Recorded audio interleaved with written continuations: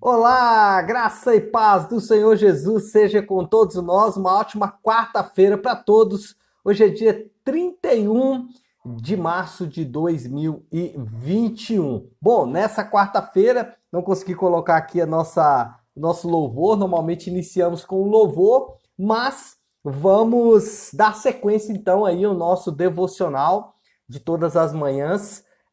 Hoje falando de Deuteronômio, capítulo 24 até o capítulo de número 26.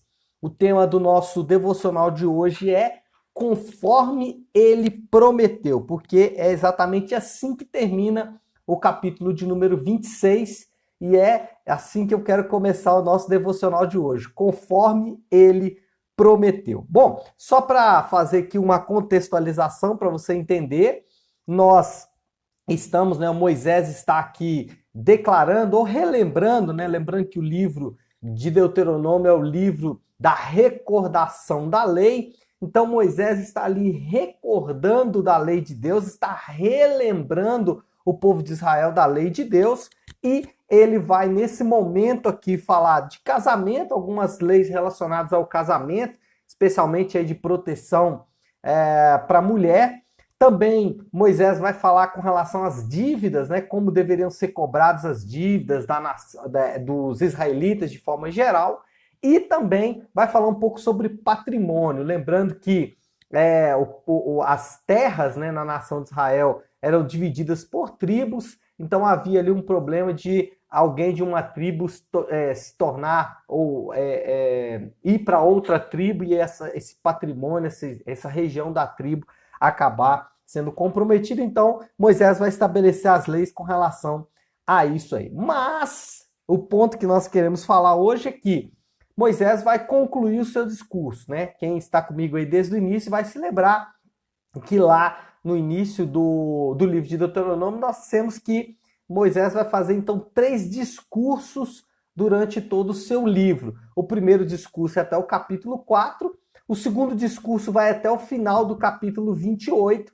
e o terceiro discurso até o capítulo de número 34. Então, o que Moisés vai fazer agora é de alguma forma finalizar então o seu discurso. Ele vai no capítulo 27, que nós vamos falar amanhã, falar das maldições.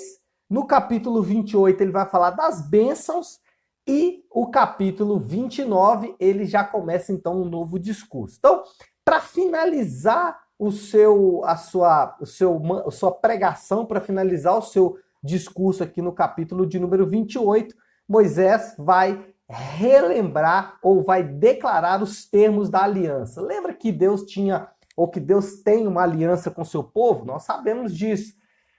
E lá no deserto, Deus fez uma aliança com esse povo. Aqui no capítulo 26, antes de entrar nas maldições e bênçãos, Moisés vai então falar dos termos dessa aliança. Toma um café aí, pessoal.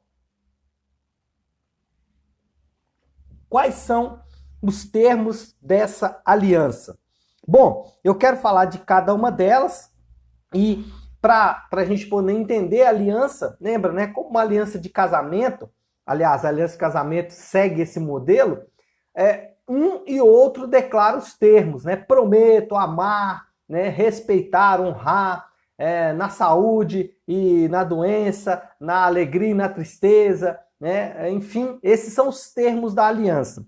Os termos da aliança de Deus com o seu povo também estão proclamados aqui, então, no capítulo de número 26, do versículo 16 até o versículo de número 19. Cada ente, quem são os entes da aliança? Deus e o seu povo. Cada um desses entes tem a sua parte no juramento. Por exemplo, versículo 16 diz assim: o Senhor seu Deus lhe ordena hoje que sigam seus decretos e ordenanças, obedeçam atentamente de todo o seu coração e de toda a sua alma. Hoje vocês declaram que o Senhor é o seu Deus e que vocês andarão nos seus caminhos, que guardarão os seus decretos, seus mandamentos, suas ordenanças e que vocês lhe obedecerão. Então, primeira parte da aliança, o primeiro ente da aliança é o seu povo.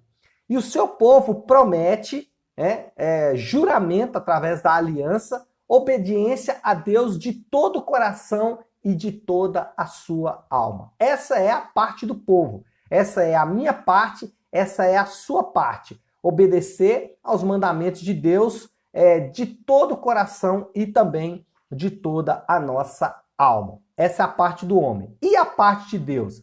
A parte de Deus ficou reservado tornar o povo em. Olha lá, versículo 18.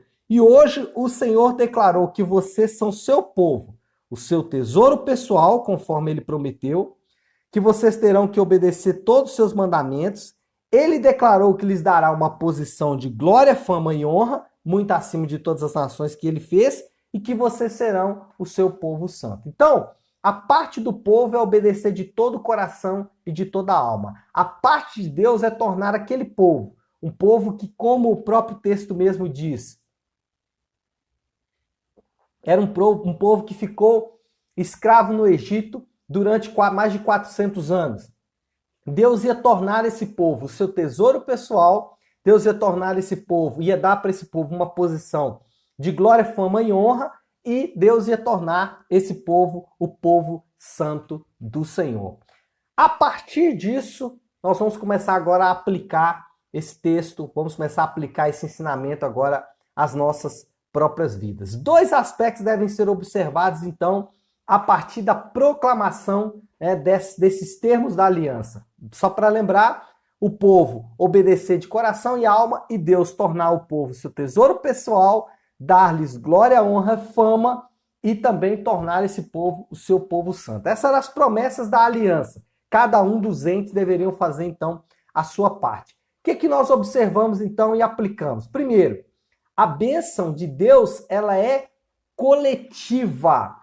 Primeira coisa que a gente tem que observar, Deus não prometeu fazer isso com as pessoas, prometeu fazer isso com o seu povo. Ou seja, essa bênção, ela tem o seu cumprimento na igreja de Deus e no reino de Deus. Então essa é a primeira coisa. Você não vai aplicar isso para você mesmo. Então Deus vai me transformar no seu tesouro pessoal.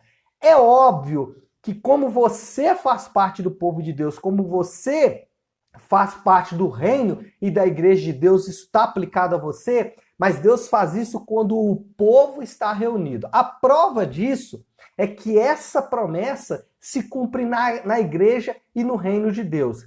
E aí, olha só que coisa interessante. Apesar de, durante toda a história da igreja, homens e mulheres terem escorregado nas suas atitudes, e hoje a gente ainda vê isso, homens e mulheres de Deus que às vezes não se comprometem como deveria, ainda assim a igreja de Deus ela é preservada. Por quê? Porque a parte de Deus na aliança, ele cumpriu. Outra coisa que nós temos que observar aqui é que em Jesus nós temos o cumprimento pleno dessa aliança. Primeiro detalhe é que a parte de Deus é para se cumprir no coletivo, na sua igreja, no seu reino. Segundo, Jesus, nós temos a realidade dessa aliança. Como assim? Primeiro, a Bíblia diz que nós seremos o seu tesouro pessoal. E eu estou usando aqui nós no plural para lembrar essa questão da coletividade. Então, isso vai mostrar o valor que nós temos. Qual é o valor desse povo de Deus? O nosso valor, agora eu estou levando isso para o cumprimento em Jesus. O nosso valor está na morte de Jesus. Qual é o valor do povo de Deus? Vale a vida do Filho de Deus. Então, durante a nossa caminhada na terra, nós temos que nos lembrar sempre que como povo de Deus, como residentes do reino de Deus, nós temos um valor, um alto preço foi pago em nosso favor, um alto preço foi pago em favor do seu povo. Esse valor, esse preço, a etiqueta desse preço é muito claro para mim e para você. É o próprio Deus morrendo na cruz por mim e por você. Então, o valor que nós temos não está naquilo que fazemos, o valor que nós temos não está naquilo que as pessoas podem dizer ou nos valorizar como somos. O nosso valor está exatamente no que foi feito por mim e por você. E nós sabemos que Jesus morreu na cruz em nosso lugar. E isso mostra o nosso valor. Em segundo lugar, a nossa glória, honra e fama. né? Mais uma vez o texto diz sobre isso. Deus vai tornar o seu povo glória, honra e fama. Então, a nossa glória, honra e fama está na ressurreição de Jesus, na ressurreição do seu corpo. Eu vou falar um pouco mais sobre isso no próximo Navion, no domingo. Nós estamos na semana da Páscoa e uma das coisas que nós celebramos na Páscoa é a ressurreição do corpo. O fato de que a separação da morte não é mais uma realidade para o seu povo. Por que existe uma relação entre glória, honra e fama? Porque quando Jesus estava no Monte da Transfiguração e onde ele teve ali um vislumbre da ressurreição, o que aconteceu ali com os discípulos? Eles ficaram maravilhados. Então, primeira coisa, o seu valor está na morte de Jesus, a sua glória está no fato de que ele prometeu a ressurreição para mim e para você, ou seja, aquela história, né? Eu vou falar um pouco sobre isso domingo também, fazendo spoiler aqui. Aquela história de que nós ficaremos, né, num gramado verdinho, cercado por anjos que tocarão harpa para passarmos ali a eternidade entretidos. Isso aí não é verdade. Do ponto de vista bíblico, do ponto de vista de Deus, nós vencemos a morte por quê? Porque a morte não vai nos alcançar. Nós vamos viver com o Senhor eternamente nesse corpo e nessa terra. Isso é a vitória sobre a morte, isso é a glória da ressurreição. Só que não nesse mundo como ele está. O mundo vai ser recriado, o mundo vai ser restaurado por Deus na consumação de todas as coisas. E, em terceiro lugar, a realidade de um povo santo se cumpre em Jesus. Por quê? Porque santidade significa um povo separado por Deus, um povo que tem acesso a Deus. Lembra que sem santidade ninguém verá o Senhor? Então, nós por nós mesmos não podemos ver o Senhor. Por quê? Porque, de fato, não somos santos. Mas em Jesus nós nos tornamos o seu povo santo e aí nós vemos a Deus. Nós acessamos a Deus por causa de Jesus. Então, as três bênçãos, ou os três termos da aliança da parte de Deus: tesouro pessoal, segundo, a glória da ressurreição e terceiro, a santidade que demonstra o nosso acesso, cumpriram-se em Jesus. Então, nós temos o nosso valor e hoje você vai viver a partir dessa perspectiva. Esse mundo aqui não é o fim de todas as coisas, então nada que esse mundo nos prometer vai nos iludir, porque de fato nós aguardamos um reino de paz, um reino de justiça e um reino de verdade que virá na ressurreição dos santos. E, em terceiro lugar, nós temos acesso a Deus através da santidade. Bom, para finalizar, pergunta: como não amar esse Deus? Como não obedecer a esse Deus? Como não desejar estar mais próximo desse Deus? Como não nos relacionarmos com esse Deus? Um Deus que mostra o nosso valor através da sua própria morte. Um Deus que promete um reino de paz e justiça através da ressurreição do seu corpo. Um Deus que diz para mim e para você que agora nós temos acesso livre à sua presença.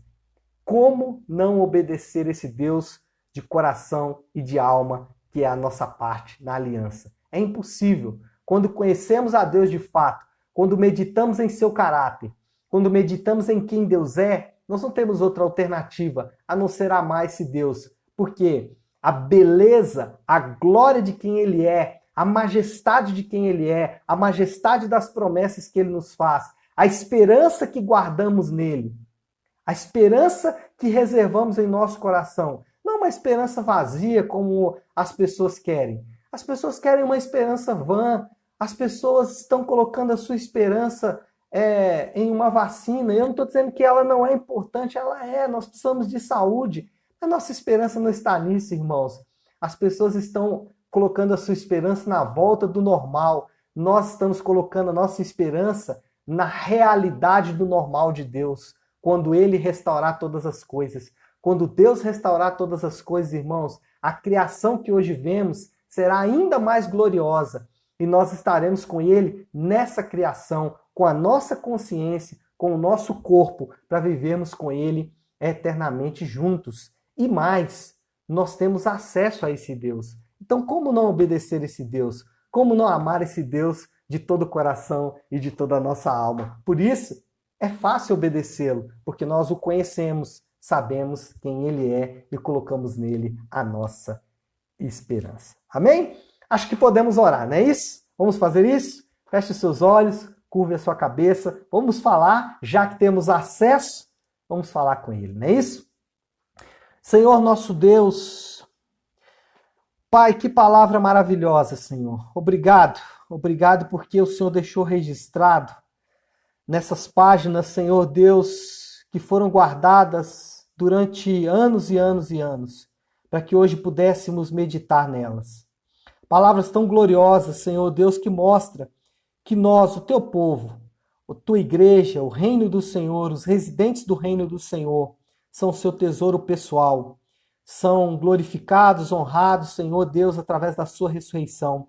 E podemos, meu Pai, por causa disso, acessar a tua presença em santidade. Não a nossa santidade própria, porque de fato não a temos, mas a santidade do teu Filho. Acessamos a tua presença. E fazemos isso, Senhor Deus, nessa manhã, para clamar. Clamar para que o Senhor, primeiro, Senhor Deus, nos alcance nesse dia, com a tua graça, com a tua misericórdia, com a tua bondade. Cada um dos meus irmãos que estão conectados comigo tem uma demanda nessa manhã. E, Senhor Deus, cada um deles está colocando diante de ti, Senhor Deus, o seu próprio pedido.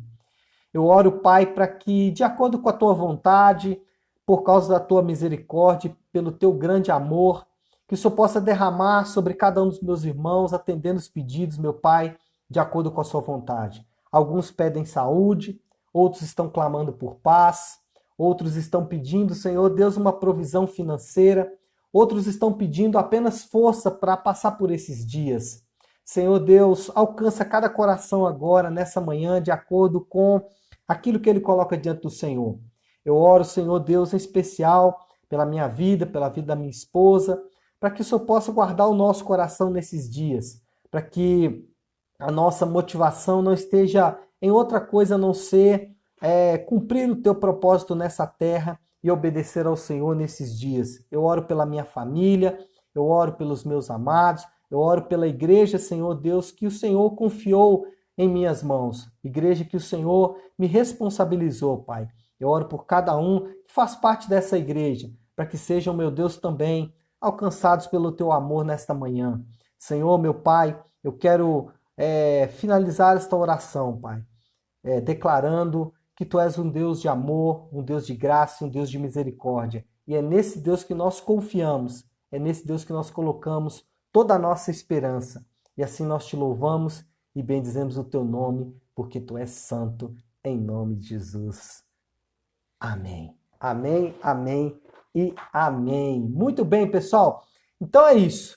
Um bom dia para todos e uma ótima quarta-feira para todos nós.